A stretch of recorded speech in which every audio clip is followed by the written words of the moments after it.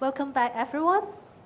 In the next section, I'd like to invite Professor Venerable Jing, Professor of Nanjing University and Abbot of Paulin Monastery, to present on the topic, to balance the three kinds of wealth in life. So please join me to give a big hand to warmly welcome Professor Venerable Jing.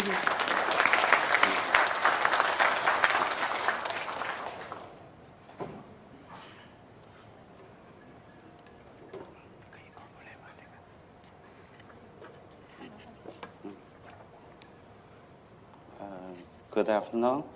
Actually, it's very happy and to have such a chance to take part in the international conference of the Hong Kong Youth. Today my topic is to balance the three kinds of the life. Actually, the reason for me to present here is that because they have just certain misunderstanding between the different layers or different levels of the wealth or something like that. For instance, if we're talking about the wealth, probably we have three categories. Like the first one, material wealth. Second one, emotional wealth. Next one, spiritual wealth. Each of the wealth actually have a unique or the separate functions. For instance, for the economic function, and the first one, we have to solve the problem of survival for the human being. In this regard, material wealth is very important. And after solve the problem of survival, and then we come to live happily, peacefully, actually mental health. In this regard, probably we focus on the emotional wealth will be good. And then up to a certain stage, value of the life, meaning of the life, and whether we have certain type of the conditions. In this regards, I understand about the spiritual wealth. These all such things actually contains about the worlds. We must understand that. So the reason for me to do such a presentation, then I just gradually try to explore concept of the worlds. From ancient time to the modern time, from the west to the east.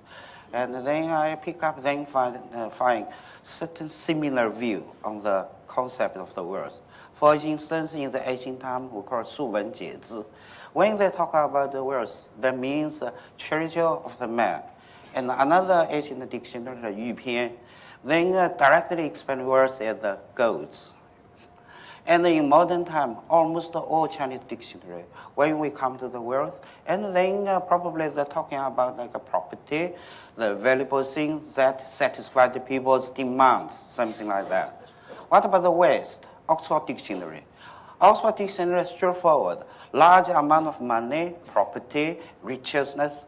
So from all this we can know, we can know that once the concept of wealth is mentioned, people will naturally think about the gold and silver, pearls, jewels, movable and immovable property, something like material things.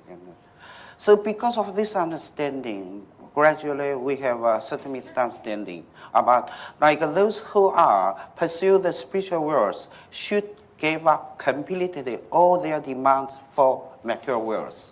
So normally if you do the religious practice, it means you are definitely poor. You are supposed not rich. On the other side, those who stress material pursuit can hardly enjoy a high-level spiritual life. Actually, whether really two do not come together. And this is what I try to explain. So by analyzing the functions, features, and interaction, relationships between the material wealth, emotional wealth, and the spiritual wealth. So this paper, we try to come to the conclude for the Buddhist value should be three in one. We three come together, and then we can bring up the whole picture of the Buddhist economy. So I just separate from one by one, and then sharing my understanding, and gradually I just try to make a connection with the Buddhist view on the Buddhist economy. Okay, I grew up in China, and when I was young, definitely I strongly advocate about being poor is glory, but life is really poor. It's very hard, you see. So after the opening up policy, 40 years now, and most of the living standard in China really improve a lot. This really making me first, understand if the Buddhism for the human being. And then the first one, we have to, sort it out about the survive. So economic development also should be regarded as a part of the Buddhist economies.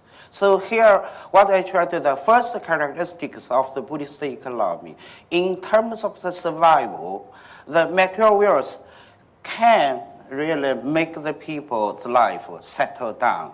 So this is very important because the theory is based on karmic reward. If you do good thing, you will get a good reward. If you work hard, you should you should be rich. Rich is not the something negation. We should not deny richness. This is what I try to emphasize. In this regards, in all Buddhist scriptures, when Buddha actually teaches the same thing, for the here we put out in the the Panyam Parami Abhidhamma Kosha, and then in many different the Abhidhamma Kosha, they strongly says that all sentient beings live on food. In Ekottara Agama, they also say similar view about all sentient beings live on the food. With food they live, and without food they could not live.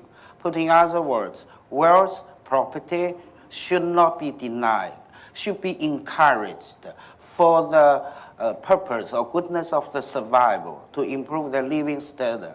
I tried to read some papers on the Buddhist economy. It seems they go to really deny the value of developing the material wealth. They try to, seem to be the less value. It's wrong. First, we have the Satyata about the survival. So here we can go to the second view about the Buddhist characteristic of the economy. What I try to say, if you're really poor, you are actually work very hard, try to find for the live. You definitely have no heart, no time, no energy to search for the spiritual life. So what I try if about the Buddhist economy, and then what I try to say here is that necessary material conditions are the base for the spiritual life. This should not be denied. The value.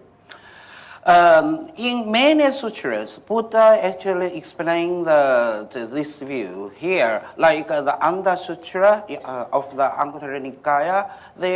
Buddha tried to divide the human being into three kinds: blind man, one-eyed man, two-eyed man. So when you talk about the blind person is one who does not have eyes to see how to acquire new wealth, nor how to increase the wealth that he does not have. Also, the blind person does not have the eyes to see the wisdom. And of course here, one-eyed man, Buddha says things, the person only have the eyes to acquire wealth, not wisdom.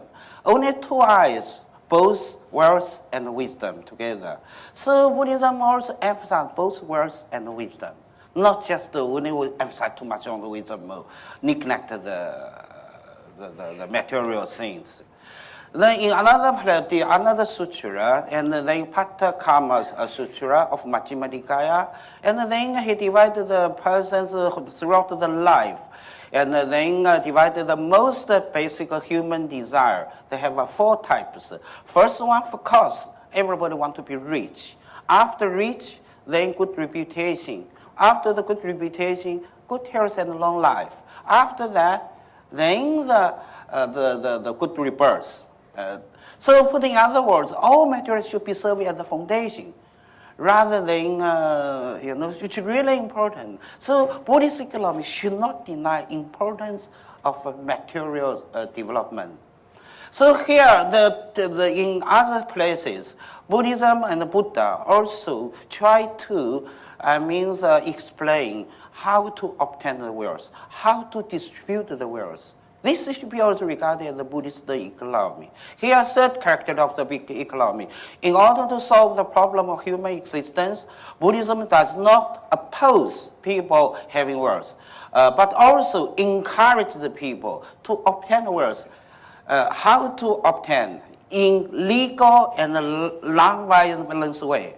In legal and non-violent. This is the Buddhist economy. You can obtain the wealth, but in the legal and non-violent way.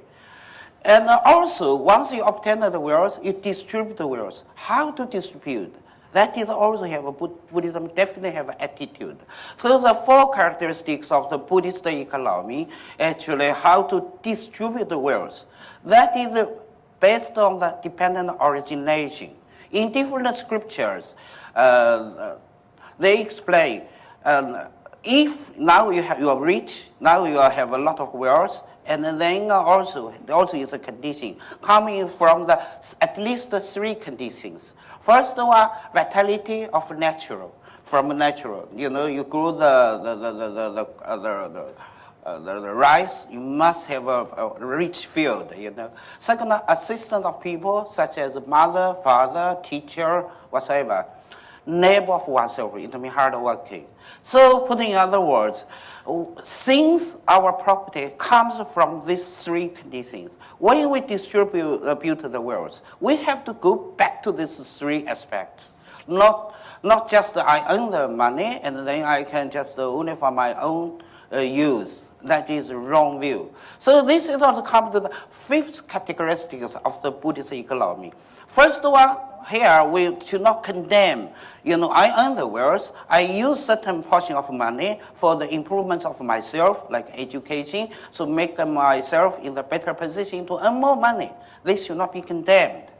Because according to dependent origination, I earn, then I have a right to use.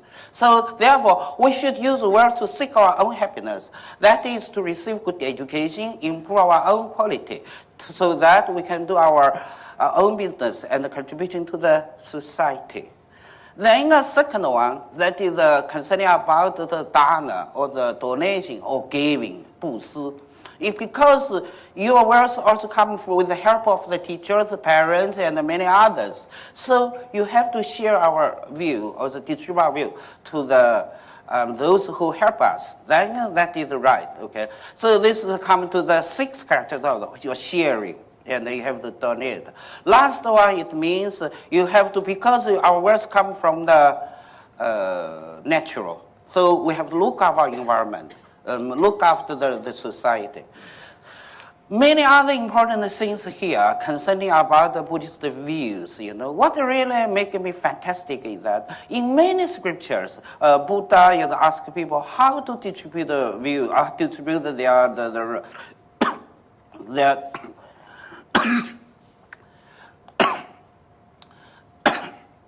sorry. Their wealth, Here, the one for the here, particularly what I tried last the night, we must save the portion of our income in case we need urgently. Now many people bankrupt and because of economic crisis. If we follow the Buddha's teaching, and then it should be no problem. Of course, about the how to earn the wealth, and then how to distribute it, and then I have a different table because only 20 minutes, okay. But I just come to the conclusion, how to spend it. Conclusion that the obtain the wealth in the legal and the non-violent way, to use the wealth for the benefit of oneself and others selflessly, and to continuously earn the merit are considered to be perfect state for obtaining wealth and distributing wealth in Buddhism. If someone has those qualities, he or she is ideal person, and this is considered. And the next one, I really have still for the material view, and I try to focus, whether, for being a Buddhist, could be rich businessman, whether he could be a good, the Buddhist. Here, same thing, karmic reward. If you do good things, and then you must get good reward. Rich should not be something shameful. It is something your karmic reward. So in Buddhism, we oppose poverty. We are really encourage prosperity here. This is the same characteristics. Here I just mentioned, rather than I could mention the two cases. One case, it is the evil, like the environment. If you do good things, you will have a good environment you stay. In Buddhism, the typical idea is Western paradigm, richest land, richest society in the world. Another person is once if you do good karma, and then your body should be very handsome. Then you should be enjoy whatever you like Avalokiteshvara, Guang Xing, his clothes should be the richest one in the world, all jewelries. So also, I never think it is shameful to be rich or make the living standard better. I think we must correct such a view. Encourage the Buddhism to be a Buddhist, at the same time good businessman. Why not? This is the first one I think we have to bring. Second one concerning about the emotional wealth and living. Once you survive, you must live like a human being. If we only sort it out about the survival animal, that is the level of the animal. If we want to live like a human being, we come to live nicely. This of course concerning like certain the case like in China, let's take China as the example. Of course, the GDP or living standard improve, but happy index decrease for sure. So this really brings us to understand about the Buddhist economy, not just make the people just become a tool to earn property. Here, most important is still focus on improve the human being. That is very important. So what I try to say is that improve the mental health. This is regarded as the S categories or characteristics of the Buddhist economy. On the level of the living, not the survival, okay? It means mental health, live peacefully, have a good relationship, and then happy, Emotional health can set someone's mind at ease. That is also the development of Buddhist economy. That is one of the goals. So here's a theoretical basis. Of course, we should know that because each everything is a projection of our mind. If the projection of our mind, and then through the certain practices, why not, And also we can try to make the people understand such a thing. So what I try to say here that the second one actually concerning about the emotional wealth, and then about just something also close to the psychological the function. That is become a healthy person mentally. Next one should be the spiritual wealth, about the meaning of life or value of the life. And the Buddhist economy, not definitely. What I try to say here, in general level, when we talk about the economy, maybe we are focused on the amount of money and then property. That is wrong. And eventually, if our human power or our human itself become a tool to earn the money, that is wrong. Actually, when we do the economy, mainly is for improvement of the human being in the three levels, in the material, emotional, spiritual. That is very important. So economy is the only means, not the end. Its end is for the healthy human being. That is very important. So here, spiritual wealth, mainly we are talking about, in our life. This is talk about the value of the life, meaning of the life. Here, the nice characteristic. What I try to say on the level of the life actually, I try to talk about the value of the meaning of the spiritual wealth can bring us peace, and it's a theoretical basis. Actually, it is a Dharma words. We could say like Dharma words. Once, we are here not very happy, certain times we must go to the high level. Such a high level, the high level, and for the liberation, we must understand the true picture of oneself. The essence of this universe. So here, the ninth feature of the Buddhist economy, it means we should understand what is the truth of the we are human being, and then the truth of the universe. Actually, most importantly, I think a lot of the Buddhist Dharma words like non-attachment, non-duality, all such emptiness, all such thing. Tell me that, okay? The middle path, So in summary, what do I try to say? Material wealth is the foundation for the people's survival. It is really important, but it's only part of the wealth of the life. Emotional wealth can help the people deal with the negative emotions such as stress and anxiety, so that we feel good. Spiritual wealth teaches people to transcend the problem itself, pursue excellence, and give life its true value and the meaning. Those three kinds of the wealth have their own functions and cannot be replaced. And if a person wants to live happily, he must not only have those three kinds of the wealth at the same time, but also must learn to balance the three kinds of wealth of the life. Only in this way can he or she have the successful and happy life. Thank you.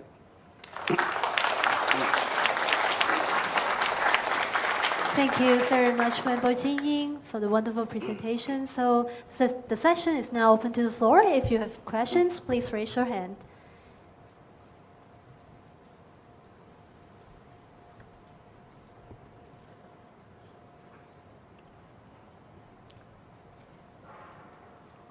Thank you, Venerable Jing. It's a very interesting presentation.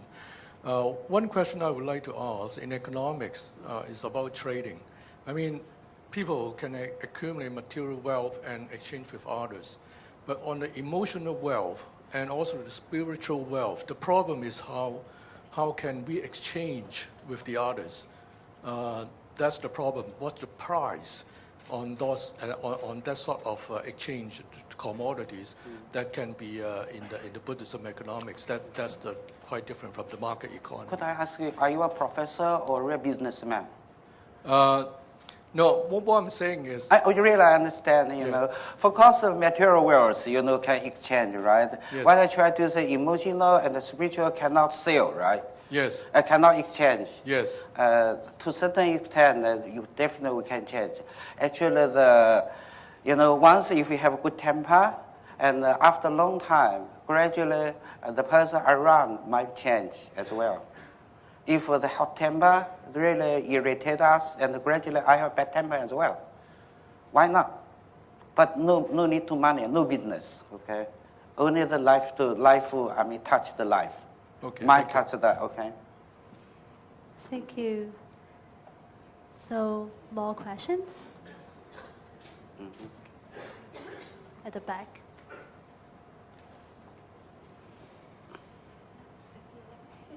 Hi. I teach at a business school in Shenzhen. I don't teach business topics, I teach communication. But our students are obsessed with fulfilling the family directive of get in, get out as fast as possible, and make the family rich. I constantly try to push back on this and try certainly to model what I think is appropriate behavior and philosophy. And being that I work in mainland China, I have to be careful what kind of, quote, religious advice I might promote. So I was wondering if you might have something practical that you could share with me to continue in my attempts to get these students to sort of calm down and see a different way. Just teach them. That is actually the development of the natural law. During the Cheng time, Actually, he teaches us the power of the mind, okay? And during the Deng Xiaoping's time, he teaches us the power of the wealth. If you're rich, you have a power, you have a value, okay? Up to now, we're still under such an influence. Don't blame them. They don't know what they're doing, okay? You have to bear, okay? Now, actually, we try to make them understand the inner power of the wealth is very important. Power of the mind is very important too. Bring my lecture to them, ask them to try to balance the 3 levels of the wealth. I'm joking, but it is true.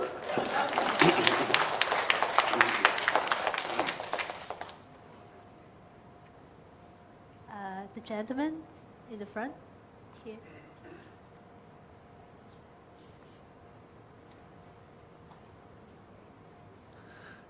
Thank you very much for your words and your wisdom.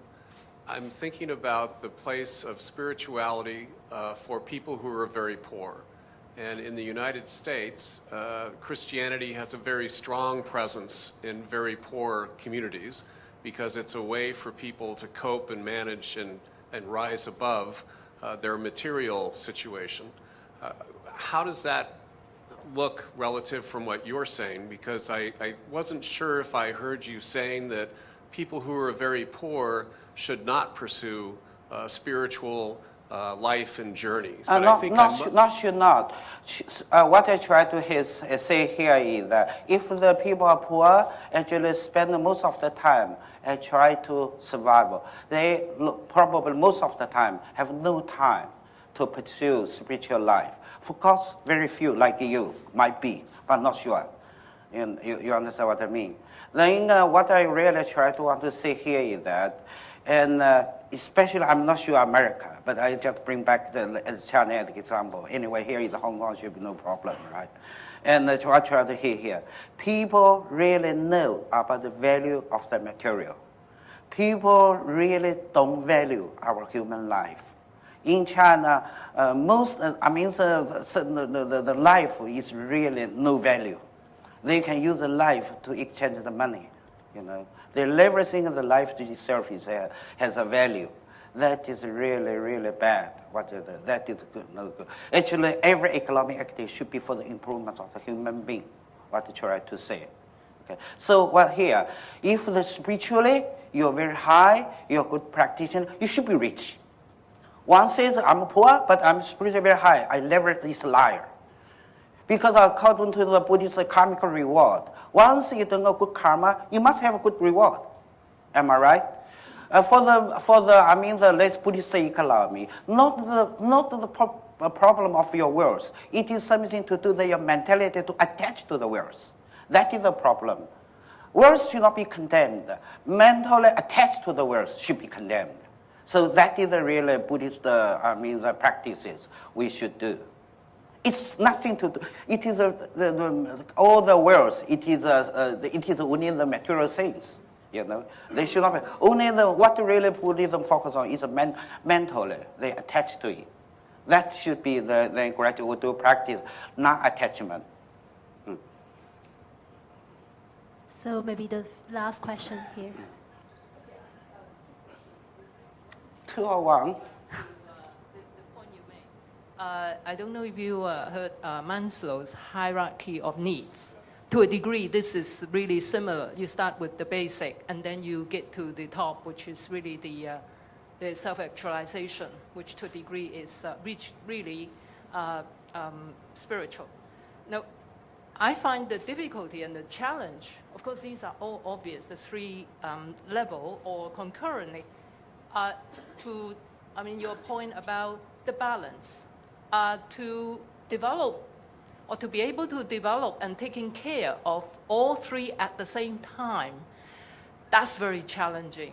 But that's why I have to do such a presentation. Normally we focus only one, but for the healthy person, we need 3. Okay, for instance, at the time you criticize me, I needed emotional wealth. After the conference, I needed the dinner, I needed the material wealth. Okay, and they are very hard. I must find why I do all such things. I needed the value of the life. meaning of the life. You know, when I'm poor and when I have no chance, I just practice myself. If I have a chance, then I try to do the good of the majority. So meaning of the life. Normally, we must three in one. You should not separate one from another. Thank you, Venerable. And I guess coming to Dharma like this is very helpful. Because like in China, they only focus on the first level, and they neglect the 2 or 3. That's why, although economically they developed, but spiritually, really, they are really tolerant.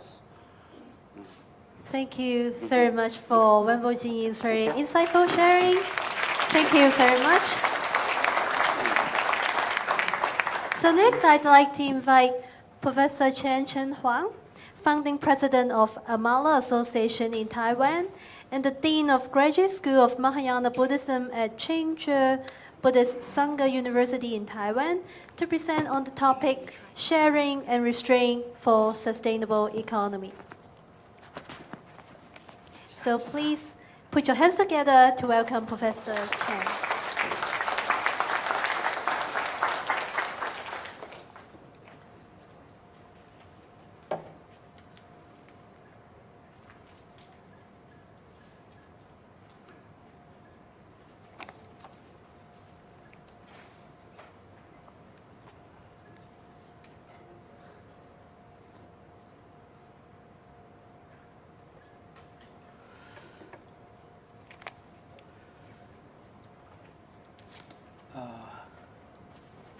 It's okay. First, I want to thank the organizer to invite me to present this paper. My topic is sharing and restraint in sustainable economy. Buddha Dharma can solve all the problems. Most venerables say in this way, because Buddha Dharma solves the problem of the mind. And the mind is the creator of all the person and even the whole world. Natural resources are limited, but human resources are unlimited. Buddha Dharma unearths the unlimited human resources through precepts, concentration, and wisdom, as well as compassion. What and how would the Buddha say today? Buddha lived in 25 or 26 centuries ago. Suppose he lives in modern world. What would he say in regard to the economy? Time, space is different. Problems are different. Solutions depend on problems, and results depends on solution. Therefore, new traditions keep emerging. According to the history of Buddhism, when Buddhism spread throughout the whole world, different traditions happen. We have the Chinese Buddhism, Tibetan Buddhism, or the Theravadan Buddhism, and even modern day, we have the Western Buddhism. All Buddha Dharmas dealt very little with ecology. Buddha's teaching dealt little with green energy, sustainable economic development, and ecological balance. Rather, he focused on the elimination of human mental afflictions in order to achieve the eternal peace in mind. Because in Buddha's time, there is no problem like today in regard to the energy or the ecology. Inside of the Buddha Dharma, we can have many insights from the Buddha Dharma. For example, we learn that all the mundane world are interdependent, originated. And the Buddha told us to practice in order to attain nirvana through Four Noble Truths. How to practice the way to achieve the ending of all the problems? It is through the practice of Four Noble Paths. Basically, those are the theory in the early Buddhism. When Buddhism was developed into Mahayana Buddhism focused on prajna, shunyata, and even Buddhahood.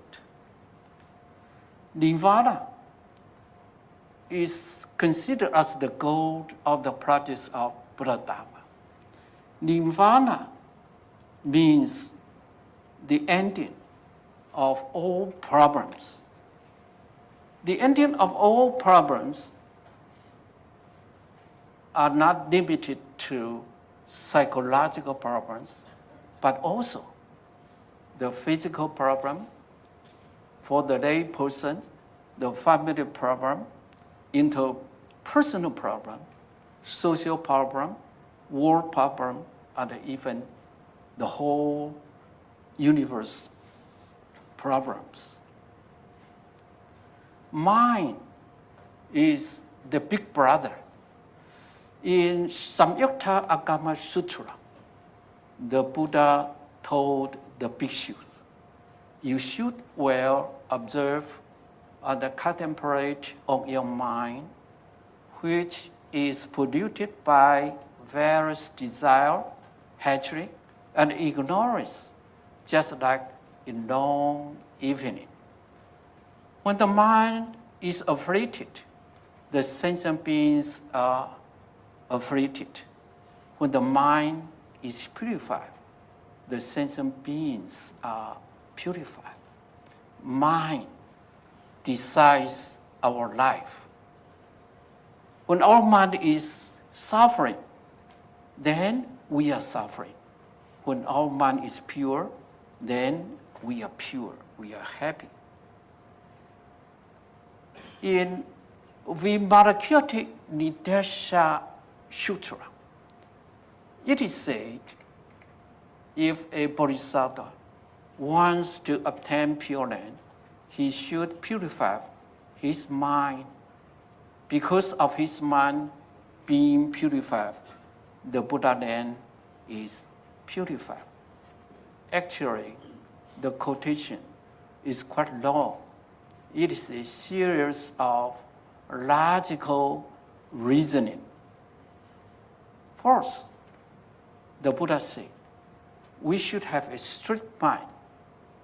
If we have a straight mind, we can have compassionate deeds.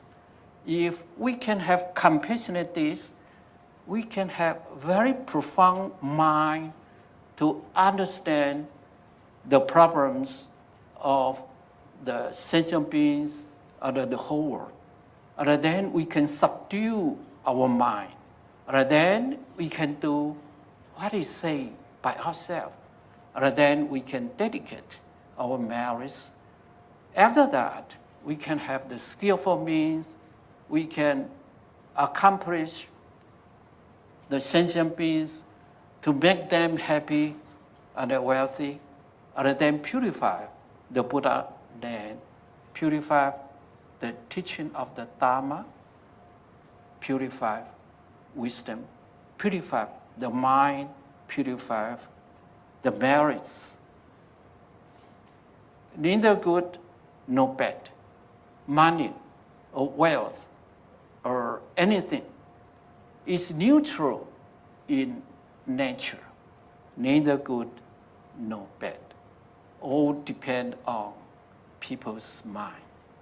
A good mind can make wealth become a tool to live happily for oneself and others, while a bad man mind can make wealth become a killer to destroy happiness for oneself and others. Nothing is good. Nothing is bad.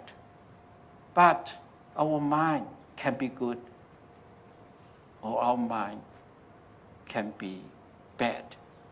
Then our mind decides the value of everything. Bodhisattva should learn the knowledge for wealth. It is said in Yogacara Bhumi Sastra, a Mahayana Sastra. If the Bodhisattva seek for the knowledge of worldly technology, they aim to accumulate precious wealth with a little labor to benefit other sentient beings, to generate sentient beings' very unique thoughts, and to help numberless sentient beings with equal giving out of skillful wisdom. Clearly, it is to encourage the Bodhisattva to learn as much as possible, to have different kind of knowledge of technology. The purpose is to accumulate precious wealth with little labor. This is the principle of making money, and then to benefit other beings. Wealth is the mighty power, said in the same Sastra. Bodhisattvas should learn all kinds of professional skills which are not only the necessary guarantee of existence, but also the helpful strength to benefit sentient beings. If one works hard and abides by the law, no matter whatever one does, one will have the opportunity to get rich and to benefit the sentient beings. The Buddha told Sigara. Sigara is a son of a householder. The Buddha said, one should learn skills first, and then one can obtain wealth. Once the wealth is obtained, one should keep and protect it. Be not extravagant in using money, and be cautious in selecting friends. One should rather beg rather than make friends with the cheaters, liars, and unfriendly people. Accumulate wealth from litter, just like the bees collect various flowers. The wealth will increase day by day and not decrease until the end. This is quoted from the Sikara Sutra. There are 6 ways to get wealth, as said in the sutra. Firstly, understand to stop and feel satisfactory in eating. Secondly, do one's work not lazily. Thirdly, save and accumulate money to protect against lacking. Fourthly, do farming, business, fishery, or ration livestock. Fifthly, establish stupas and temples. Sixthly, build monastic houses. Also quoted from the Sikara Sutra. 6 channels to dissipate wealth. The Buddha admonished Shikara to be careful not to dissipate wealth. The first one, indulgence in intoxicants. Second, indulgence in gambling. Third, being undisciplined. Fourth, frequenting the theatrical shows. Fifth, association with evil companions. And sixth, the habit of laziness and idleness. How to use the income, as it was explained by Most Venerable Jing already, to allocate our income into 4 parts: daily life, investment, saving, and donation. Need versus want. Master Chenhuang from Taiwan said, people don't know what is their real need, what is the greedy want, what is the deserve can want, and what is the responsible should want. Because most people don't distinguish these 4 mentalities of need, want, can want, and should want. They just follow the fashion and say what others say. What others have, I also want to have. Modern people always want to have too many things, while they actually need not many things. What's more, they also want what they should not want, and also want what they cannot want. As a result, they cannot get what they want.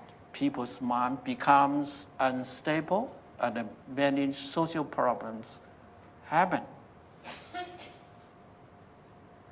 I want to quote another Thai monk, Bhikkhu Buddhadasa. He coined the term dharmic socialism. Here, the socialism doesn't mean the concept of the Western people. He said that socialism means putting society first. Socialism should be grounded in Dharma if it is to be moral, peaceful, and successful. To be dharmic is to be nonviolent, unselfish, compassionate, mindful, and cool.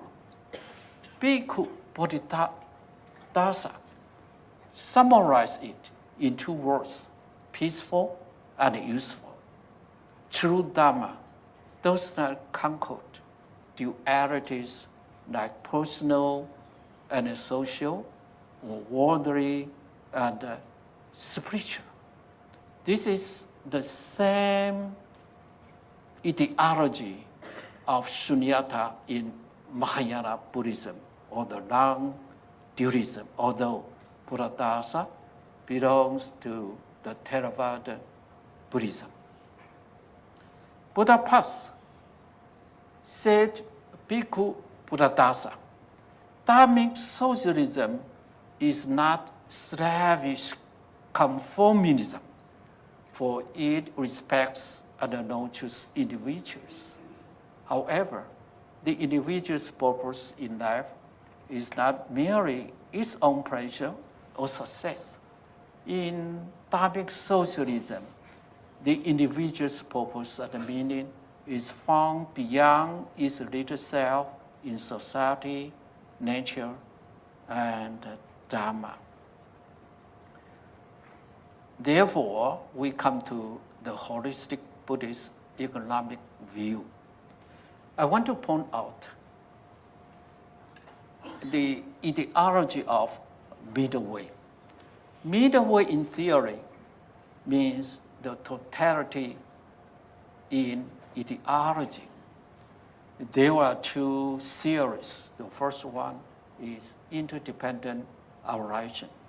The second one is the thought of sunyata. If we put the middle way theory into practice in daily life, it is the totality in relations. Relation between us, within ourselves, and the relations between us and others, and the relation between human being and other beings and the whole world. We can apply the Eightfold Noble Path and the Huayan philosophy. The Huayan philosophy strays interbeing and interpenetration. I am in you, and you are in me, and all phenomena are intertuned, are coexistent. There is no difference among them. This is the holistic Buddhist economic view. Non-duality. The view of permanence is one side, and the view of impermanence is another, and so on. It is mentioned in the Ranakutta Sutra. It stresses on the non-duality. Non-duality between the spiritual life and worldly life.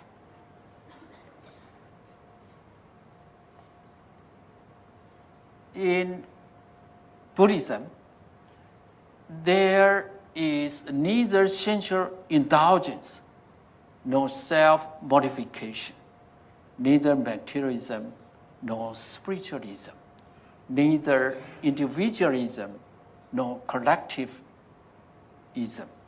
Being neither selfish nor non-selfish, etc. Its ultimate goal is to attain nirvana, or everlasting peace and happiness, by means of compassionate sharing and wholesome restraint. In some ways, it is the attainment of personal Buddhahood and a blissful land. Compassion. It is mentioned in Mahaparinirvana Sutra. Compassion is the door of Buddha path, and of the thoughts of all Buddhas. Loving kindness is the very root of all virtues of Sravakas, Pradika Buddha, and the Buddha. The heart of all the Buddhas is great compassion. They generate the unconditional loving kindness to benefit living beings. Since time is running up, I don't want to mention one by one. Dana paramita is the first of the 6 parameters. Paramita means perfection. The perfect dana, or perfect giving, is the charity without any consideration of oneself, the giver, the receiver, or the things given. There are 3 kinds of Dharma, and in monastic community, it is stressed that 6 harmonies are very important. One of them is the profit harmony in usage of goods, and so on. Therefore, my summary is compassionate sharing through right livelihood, and also wholesome restraint, as it is mentioned in the Sutra on the 12 Disciplines. The Buddha told Kashyapa to practice the lifestyle of dutta. Dutta lifestyle, something like very simple life, and recycling. Therefore, we can keep our earth to become a better to live planet. Thank you very much. This is the middle way of living. Thank you very much.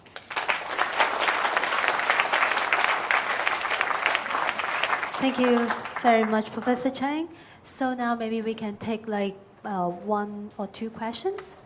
Any questions? Please raise your hand.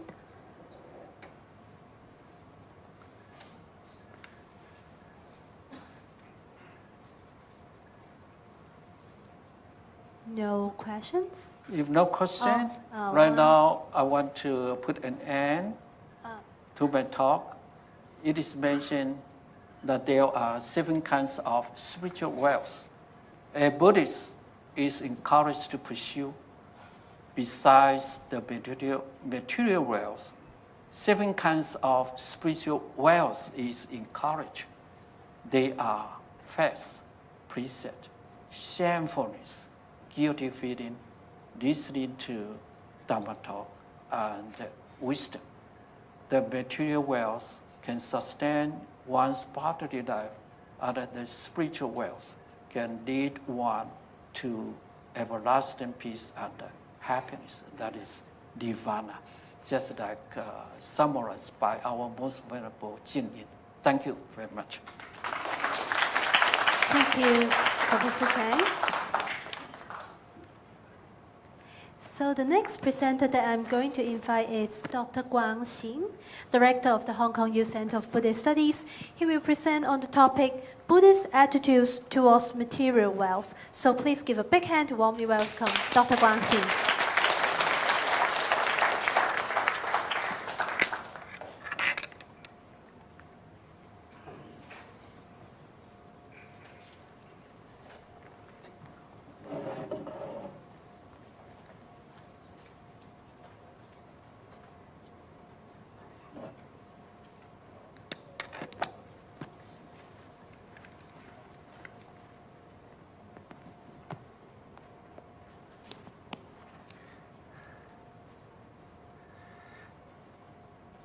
The early 2 speakers have already said a lot. What I have to say, they have already said. So I'm empty now. I have nothing to say. Therefore, I'm just say something about the Buddhist attitude, because I'm not an economist. Therefore, I know nothing about economy, and I'm a textual man, and mostly dealing with the Buddhist texts. Therefore, in this talk, I will use a lot from the early Buddhist resources, namely the Pali Nikayas and Chinese Agamas. In order to save time, I won't, talk too much, because already now it's 3:30 and we need to have some break. And the Buddha said, the food comes first, then the Dharma. So I'm just here quoting some of the Buddhist economists. Nyanya Yakra, this is a Sri Lanka Buddhist, but he's an economist professor. That's what he said. Something very important, I think. He said, Buddhism is primarily an ethical religion whose main objective is moral, ethical, and spiritual development of an individual's character. According to Buddhism, all human activities should be made subservient to ethical or moral advancement. Hence, economics, which comprises of numerous human activities, is made subservient to ethics, thus leading itself often to ethical evolutions. Though Buddhism accepts that freedom from want or economic security as a helpful prerequisite for the production of a congenial atmosphere of spiritual development, it is clear that the Buddha did not consider the formulation of a comprehensive economic theory as part of his mission. That's why in this paper I'm just discussing attitude rather than theories of anything. In fact, first, what I want to say, the entire Buddhist teaching, according to the Buddha himself, he said, both now and past, I teach only one thing, suffering and cessation of suffering. Therefore, his aim is not to have an economic reform. So I just have a few ideas here and share with you together. First, Buddhism does not consider wealth is something evil or bad. And because this morning I talked to the vice president, and he said that what is the relationship between Buddhism and economics? Because a lot of people have the idea that economics is something is far away from religion. But in fact, Buddhism has something is different from Western religion. Because Buddhism thinking that the idea of human life is happiness, but not the accumulation of the wealth. That's why Buddhism thinking that, as Venerable Jing said, economic foundation is very important for our life and also for our spiritual, progress.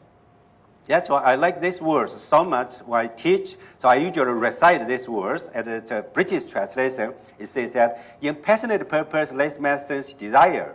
The words gay glitters are not sense desires. In passionate purpose, less man sense desire, the words gay glitters as they abide. But the wise man hold desire, therefore in check. What does this mean? That means that Buddhism, as Professor Jing said, does not consider wealth as bad. What is bad is our attachment. What is bad is our desire. That's why Buddhist renunciation basically is a psychology. It's not about a kind of renunciation about the economic sense or wealth. So that is something we first understand. Second is that although Buddhism says economics is not so bad, but Buddhists always advise us is that we should not have a greedy attitude. There are so many places, as Buddha said this, in many of the things. I just quote this from Mahatma Gandhi and said something very interesting. And he said, there is enough for everyone's need, but not enough for everyone's greed. I think that spirit reflects some kind of Buddhist idea. It's very interesting. Actually, I have many quotations I don't want to read. And third idea is that Buddha always pressed the virtue of the contentment. In Buddhism, is that you need to use all kind of wealth for some basic needs and for personal needs. But a lot of people misunderstand saying that this contentment is encourages some kind of a laziness. But it's contentment, it's regarding to wealth, regarding to economic wealth. But Buddhism always says that for the spiritual, for the personal development, you need to work very fast, very hard. And there are so many sayings I want to read all of this. So it's emphasize. The first point is that although we have wealth, and wealth is not bad, but Buddhism says that you should spend it. You should not hoard it. Spending it for your family, for your personal life, and also sharing is very important idea. That's why Buddhism encourages us in various ways to share and to help others. So that's why the fourth one is sharing. Sharing our wealth is making us more happier. I just quote this not only from the Buddhist ideas saying this. I'm just quoting from this is a World Report, about happiness. And I quoting this, I think it's 2016. And they compare two groups. One group is spending money for themselves. Other group is spending money for themselves and also sharing. When they compare these two groups, and they come to the conclusion actually is that those who share their wealth and for themselves and others more happier. That is Buddhist idea. That's why Mahayana Buddhism emphasizes is Bodhisattva idea and sharing what you have.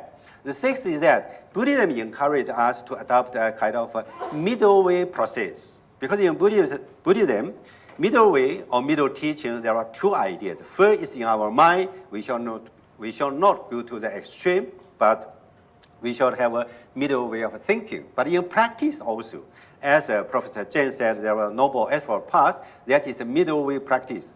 And regarding to economic sense, it's also not, we should have a middle way practice. And seven is that although Buddhism says wealth is good, but we should not waste it. We should use it to the maximum. So Buddhism, in fact, there are so many sayings and so many advice. Even here I quoted from Peter Harvey, and he quoted from Nagarjuna, also saying that through the using of the wealth, there is a happiness here and now. Through giving, there is a happiness in the future. From wasting it without using it or giving it away, there is only misery. How could there be happiness? Therefore, Buddhism encourages us to use the wealth but not to waste it. Therefore, the conclusion here I quoted from Buddhist Sutra is that for the ideal person is that we earn a living, honestly and lawfully. But at the same time, we spend this with ourselves and sharing it. The highest person is that, using this without any kind of attachment.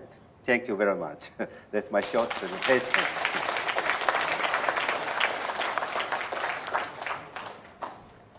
Thank you very much, Dr. Guang Xing. I think we have plenty of time for the discussion and question and answer.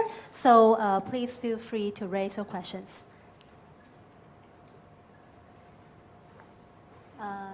At the back.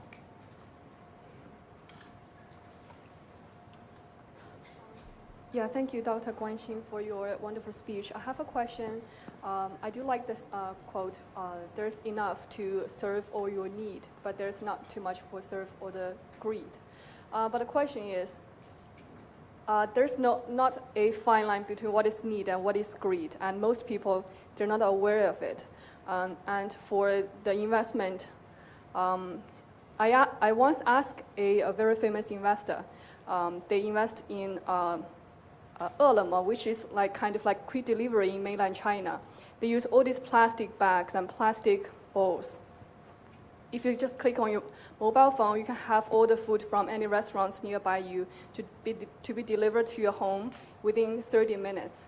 And it can be done so quickly, so everybody's just like the convenience. Basically, this is not their need. They can cook by themselves. They can cook at home, but they just indulge themselves with the convenience. And the thing is that all these investors, all this venture fund, they invest in this one because it has profit. So nobody's stopping this, even though it's not environment friendly at all. So is there anything we can do, or how can we make these investors, this venture fund, to have the sense of environmental protection or the sense of awareness? Thank you. Thank you. I think one of the very important things is education. And we need to educate the general public, and we need to educate people that saving the environment is saving ourselves. For example, here in Hong Kong, and using the plastic bags, for example, as an example, and many people, when they go to shop at the places, they know that by doing a little bit of thing, they're also helping to saving the world. Therefore, they bring the bags themselves. That's why Hong Kong here encouraging various different kind of ways and means through government education and also some individuals education. For example, one of the person in Hong Kong, he proposed is Green Monday.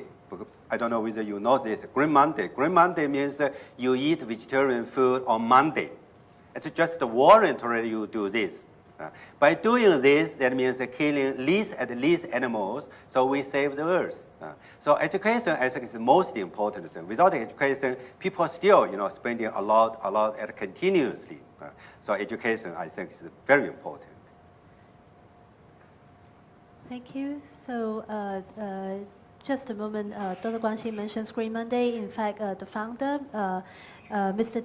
David Young, he's also one of our speakers in the conference this time, and he will present in a workshop tomorrow. So if you're interested, please don't miss it.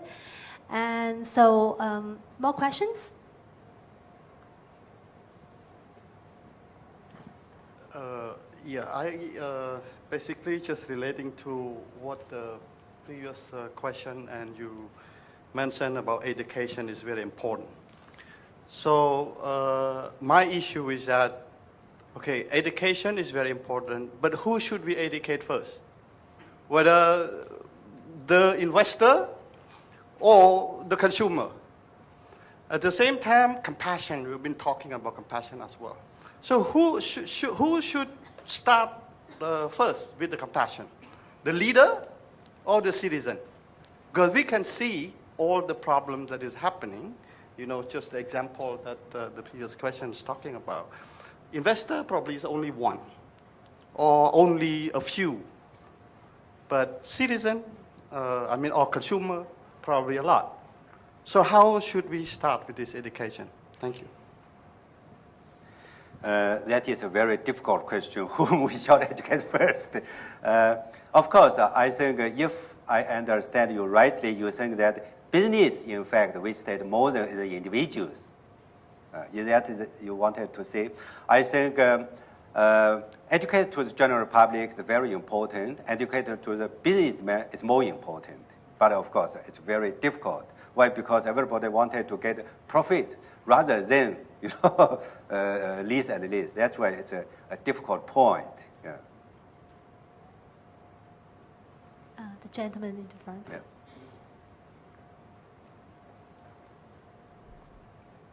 Thank you, Mr. Cheng, for your very interesting presentation. And I think I have one question on what you also said, and it was also in the previous presentations, the neutrality of wealth. That Buddhism is insisting on the fact that wealth on itself is not bad. But isn't it so that our globalized society nowadays, with the impact on the environment, and the psychological condition of man isn't proving that also, in fact, the accumulation of capital in combination with power and advanced technology in itself also has a risk, and that we don't realize enough the danger of this risk. This will not say that I want to return to the theory of Karl Marx, for instance, who too much insisted on the impact of materialism on society, but in which way there is to be a kind of a duality between the neutrality of wealth and the importance of the inner improvement of man by meditation, for instance, like Buddhism proposes. Do you understand my question? Yeah, I think I roughly catch up what you wanted to say. If I'm not wrong, I think Buddhism emphasizes always on the mind, because the money itself is, as Professor Cheng said, is neutral. How we use it is very important. For example, a rich man can use his, the money and wealth to help a lot of poor people.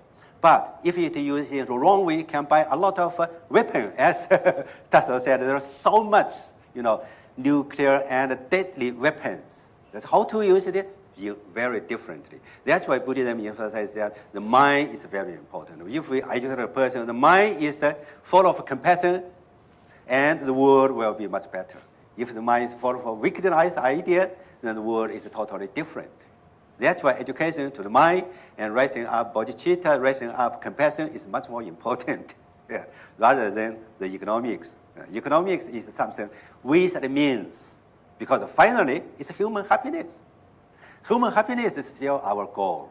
No matter you are Christian or Buddhist or anybody, Western people or Eastern people, all of us wanted to happiness. Therefore, money is only a ways and means. If we don't use the money, then it's wasted. That's why Buddhism says final goal is self-happiness, and money is only a means. Therefore, coming back is mind. How to use is mind.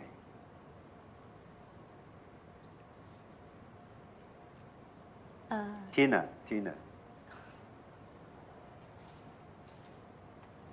Thank you, Professor Guang Xing. I'm interested in the way to get rid of the attachment of the wealth, because Master Jing and you mentioned about the attachment, so I'm really interested about it. Thank you. Of course, that is very difficult to get rid of it, and that's why Buddhism says some basic sense everybody needs.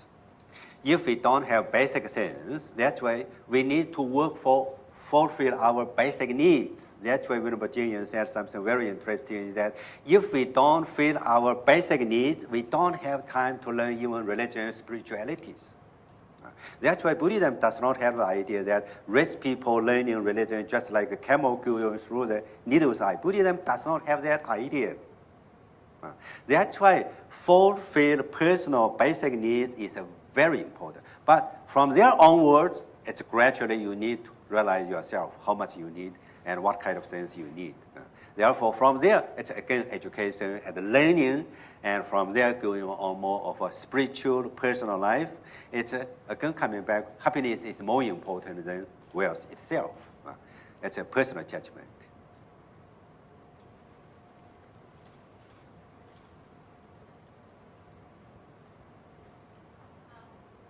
My question is about, I think, as I understand Buddhism, it's a very personal work. But when it comes to material wealth, what does Buddhism have to say about inequality in this day and age in terms of the wealth gap? One can start with oneself. One can say, don't be attached to your wealth, but wealth itself is not a bad thing. But in the context of an unequal world where there's such a huge gap between those who have and those who don't have, then it does, the inequality itself does create social issues. So what does Buddhism have to say about that? I think that you have a very interesting questions. The inequality, recognized by Buddhism. Buddhism says you can't, to tell everybody and make everybody same and equal. You can't. In reality, you can't. But we can minimize it. Minimize these inequalities. Through what? Through government. Because Buddhism, after all, is a religion. It's to advise on spiritualities rather than making policies and economic regulations. Therefore, the government working for it. And Buddhism as a kind of advice. I gave some Buddhist government some kind of advice. That's why Buddhism, I said one point, very important, strike a middle path. Middle path. Middle path means that not to go to totally everybody is equal. And perhaps you know that, for example, 30 years ago, mainland China, everybody is equal. But nobody like it. Why? Because everybody is poor. And after 30 years now, it's very rich. And between those who have and those who does not have, it's a huge gap. And again, another problem. So Buddhism does not want this kind of two extremes, still go to the middle path. But it's very difficult. It depends on the government policies. And those economists, to give them advice. I know there are so many economists sitting here, and they have a huge interest in Buddhism. I think they have this knowledge and also, experience to give the government a kind of advice. Government really have some kind of policy to narrow this kind of gap. I think that is a responsibility of the government. Thank you. So the lady in the front. So being an economist, I just have to ask a question about, I was surprised that you said Buddha didn't think about economic systems because the Eightfold Noble Path has right action, right effort, and right livelihood. It was right livelihood that led Schumacher to talk about Buddhist economics. So looking at it from that perspective, would you reconsider thinking about how Buddha did mention economics?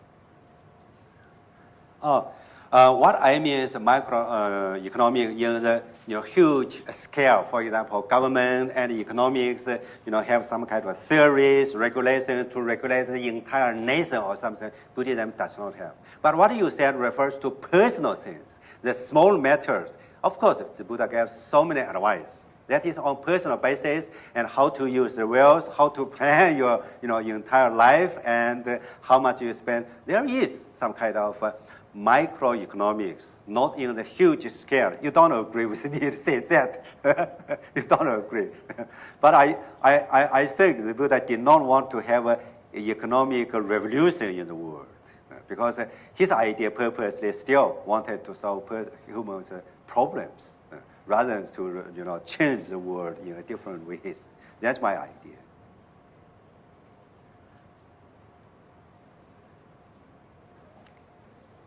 So more questions?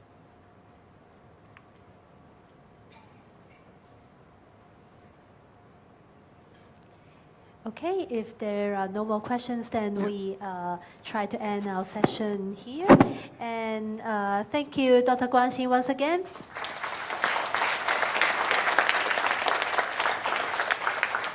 So now we are going to have a tea break for about 30 minutes. Please help yourself with some vegetarian refreshment outside the hall and come back to the to this hall around 4:15. Thank you, and see you all again soon.